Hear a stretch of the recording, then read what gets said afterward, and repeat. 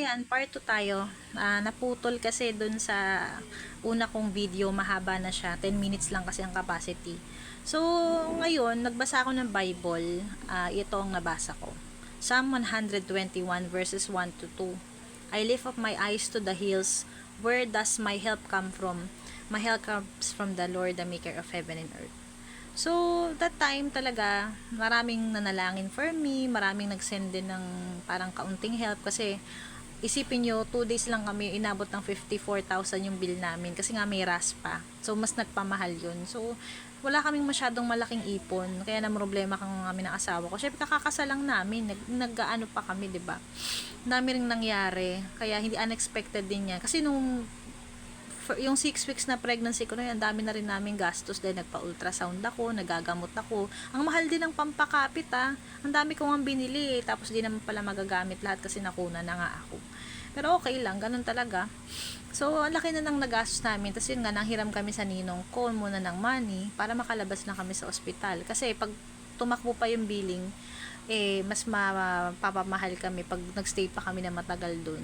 So, ngayon, naayusin ng husband ko yung sa PhilHealth para ma-reimburse namin kahit paano yung ginastos namin. Kasi, i-add na niya akong dependent. So, ayun nga. Share ko lang yung ano. So, guys, iba yung, iyak ako na iyak noon kasi syempre nag-sink in sa akin nung umuwi na ako na nawalan ako ng anak. Tapos, bukod sa physically in pain ako kasi hindi pa ako pwedeng magkikilos dahil nagpapagaling pa ako. Dahil syempre, pag naras pa ka, para ka rin nagre-recover pa yung katawan mo. So, from being, di ba, buntis ka, tas nakunan ka, so biglang bagsak ng hormones mo, from pregnancy hormones to hindi na. Sobrang sakit ng ulo ko, nasusuka, nahihilo, mataas yung ano ko, nagre-recover pa yung katawan ko. Na-shock yung katawan ko sa nangyari. Sobrang sakit makunan. Double, triple, para ka ring nagle-labor. Tapos matinding dysmenorrhea, ganun. Tiniis ko lahat yon. Sinustayin ako ni Lord. So, yung help ko talaga is from the Lord lang. Lahat ng pinagdaanan namin ng time na yun, hindi namin talaga ma-overcome kundi dahil kay Lord. Pero yun, nanghawakan pa rin kami sa Panginoon. So, inisip ko na lang na masakit man, pero lahat naman ng nangyari sa buhay natin may purpose 'di ba? So, inisip ko na lang, lagi na, kasi as a Christian, para bang kahit may hindi magandang nangyari sa'yo, you will always see the good in everything 'di ba? Pero to be honest, hindi talaga ako okay this past few days. Ngayon lang ulit ako nagre-recover. Kahapon din medyo nag-away kami ng asawa ko kasi nasusungitan ko siya. Then parang siguro dahil nga sa nangyari sa akin, medyo hindi ko pa matanggap. Parang lugmok ako. Gusto ko na mag-isa lang ako. Tapos umiiyak lang ako sa kwarto. Kasi hindi ako pwedeng lumabas. 1 month ako magpapahinga, hindi daw ako pwedeng, sabi ko gusto kong kumain ng yaw-yaw sa Robinson, kaso hindi ako pwedeng parang comfort food, kaso hindi ako pwedeng lumabas, bawal pa ako matagtag daw, at nagbi-bleed pa ako, kasi konting kilos ko, nag-i-spotting pa ako, kasi naghihilom pa yung mattress ko at yung cervix ko, kasi kinayod yun so nagsugat siya. May mga binigay na mga antibiotic and for bleeding si OB. Pero kailangan kong tulungan sarili ko, kailangan kong magpahinga ka lang. At ang napansin ko rin nung umiiyak ako, nung medyo nag-iisip ako, na-stress ako, tumalakas yung dugo. So, malaking effect talaga yung stress sa health natin. So, kailangan hindi ako magpa-stress. Kasi possible, kaya rin ako nalaglagan. Medyo stress din ako nung buntis ako Kasi hindi rin kasi unexpected yung pregnancy ko. So, sabi ko, wala pa tayong masyadong ipon. Tapos, bigla akong nabuntis. So, inisip ko rin yun. Kaya siguro ako na Tapos, sa age ko, 34 na ako. Medyo risky na kasi talaga. So, ngayon, naisip ko naman, sabi ko na lang, baka way din ni Lord ito for us to prepare pa. Kaya inalis muna niya kasi, ayun, talagang kalooban na Lord. In spite of me getting older, mabubuntis pa rin ako. And ngayon, kailangan ko munang i-prioritize yung health ko. Kailangan ko maging healthy kasi na-discover ko matataas pala yung sugar ko, cholesterol ko. So, kung nagtuloy-tuloy yung pregnancy ko at ganun pala yung condition ng body ko, possible na magkaroon ng effect dun sa developing fetus. Kasi pag may mga sakit yung mother, high blood, pwedeng magkaroon ng depresya yung baby. Tapos, alam nyo naman, may lahi kaming may special child. So, possible, 'di ba, na pwedeng magkaroon ulit ng ganun yung bata.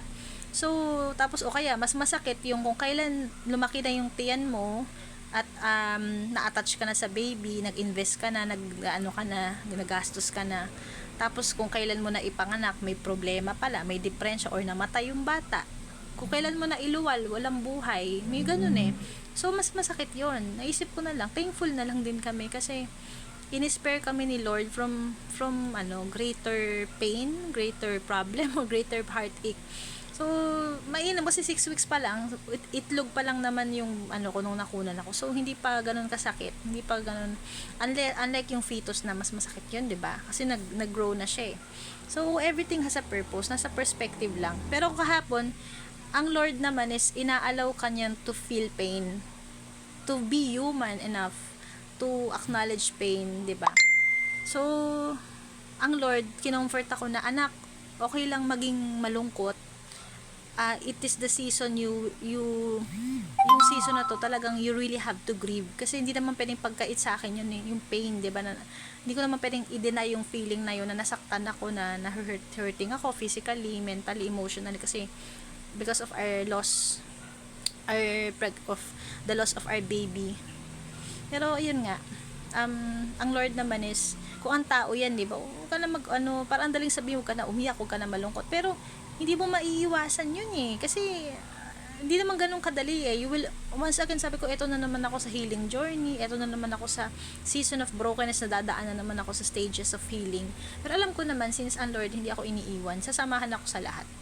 So, ngayon naman, medyo okay na ako, kasi ang Lord naman, lagi ka namang nire-restore, siya lang nagpapalakas sa atin. So, ngayon, thankful ako na I was able to share about this yung journey na to yung nangyari sa akin, kasi gusto kong i-share sa inyo na ayun nga, kahit may mga bagay talaga na hindi inaasahan nangyari sa buhay natin, na hindi natin matanggap, hindi natin maintindihan kung bakit inaalaw ni Lord, pero still lagi mong i-divert yung perspective mo, na i-align mo sa will ni Lord, na meron siyang magandang dahilan sa lahat ng bagay, kahit na hindi sa mga painful circumstances. So, sabi nga, mas maganda yung nag-aantay, mas maganda yung kung ibibigay niya sa tamang time, at mas maganda yung may reward naman to. So, may purpose sa lahat, and may magandang plano siya lagi yon for our good lagi. So, yun lang. Kaya yun, I hope that you will also pray for me, for my recovery, physically, mentally, emotionally, and yung in God's time, kung pagkakalob nila. Sa ngayon, siguro binibigyan kami ng chance, bagong kasal lang kami. 2 months pa lang kaming kasal eh. So, enjoyin muna namin yung time namin mag-asawa. Di ba, kami mag-date. Kasi actually, naisip ko rin yun eh. Nung may baby na tayo, hindi na tayo makakapag-date or pwede naman buntis, pero pag may andyan na yung bata, lahat ng attention na time yun nasa baby, at lahat ng gastos. So, ang dami mo ng priorities. Siguro sabi ni Lord, hindi pa time. Unahin niyo muna yung mga dapat niyong unahin, at mag-focus muna kami, siguro yung relationship namin dalawa, 'di ba? Kasi bagong kasal lang kami, nasa stages of pa kami dapat niyan. Yung intimacy, building intimacy sa isa't isa. So, yun. So, okay na ako kasi kahit papaano, na-recalibrate na ako, na-align na ako sa purpose ni Lord, sa yung mindset ko, 'di ba? So, ayan, sana naka-encourage sa inyo. Ikaw, kung pinagdaanan mo same na situation ko, huwag ka mawalan ng pag-asa, kasi lagi mong isipin na kahit sa mga bad things na nangyari, lagi may purpose si Lord, and He is still good no matter what. He is good, He is faithful, He is full of love, He is gracious and compassionate, and He loves us, and He will not leave us and forsake us. So, kapit lang, and magtiwala sa Kanya palagi, and mag-pray. God bless.